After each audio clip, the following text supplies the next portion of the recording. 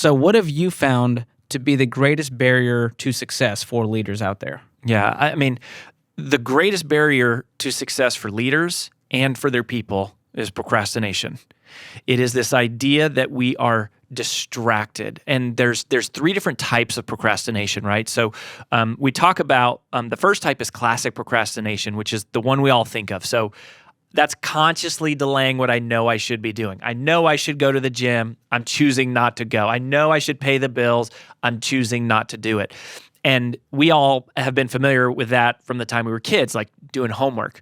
But that's not the most dangerous type of procrastination. The other two types are much more dangerous because they're much more difficult to even notice. So the second type is what we call creative avoidance. And creative avoidance is subconscious. It's unconsciously delaying the things we know we should be doing, and instead we create meaningless things for ourselves to do so that we can do those things.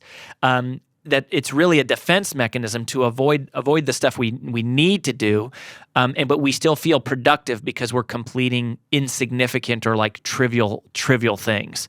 And our brain is actually addicted to this because if you monitor the human brain under brain scan, the brain loves to complete things. And so we love to check things off and cross things off, which, by the way, this is why, if you're listening, if you ever completed something that was not on your to-do list and then you added it to your to-do list just so you could cross it off. Oh, it's like a drug. It's so good. It is a drug. It actually literally is. Dopamine is released, okay? So that's the chemical that our brain releases into our system.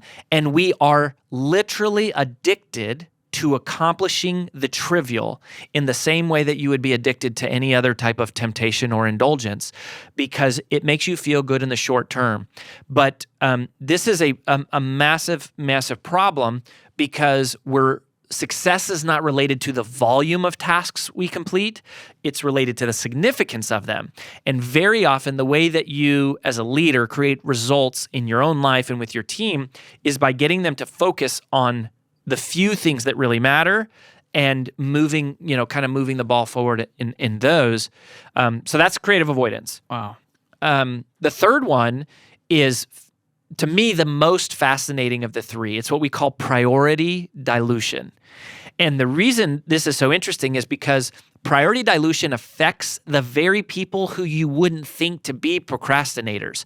It's the chronic overachievers, the do-gooders, the checklisters, the taskmasters. It's often the leaders. Sometimes it's even the owners and the executives. And the reason is that it has nothing to do with being lazy or apathetic or disengaged like the first two, but it's the same net result that if you're a leader, you think about how many days do you leave the office with your most significant priorities left unchecked or incomplete, not because you're lazy, you're working very, very hard, but because we allow our attention to shift to less important but perhaps more urgent tasks.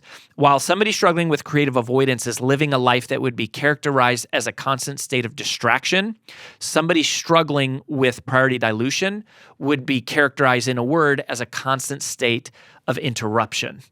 And so for leaders and your people, right, I want you to think about each person on your team and go, which person struggles with procrastination, which struggles with creative avoidance, which struggles with priority dilution. But for all of us, George, if you have diluted focus, you get diluted results. And that's the world we live in today. Wow. That's powerful. I'm thinking about creative avoidance is I'm going to check Facebook real quick. It's the ADD, but the priority dilution is, I put out 1,000 fires today for my team, so I'm such a great leader when you didn't send that email or make that call or have that meeting that you needed to have. And so that's huge because you can be real busy, but not actually productive. This is actually where my second book, I did a TED Talk that went viral a few years after Take the Stairs came out. And the TED Talk is called How to Multiply Time. And the book was called Procrastinate on Purpose. I wish I would have called the book How to Multiply Time. That's a longer story. But the point is that we figured out from profiling and studying all of these leaders, right? And we coached them. We do one-on-one coaching. So we worked with hundreds of leaders. And we saw that there is actually a way to manufacture more time. And we all think that, oh, time is the one thing you can never get more of. But it's a total lie. You actually can. Now, there's nothing that you can do to create more time inside of one day. We all have the same 24 hours, which is 1,440 minutes or 86,400 seconds.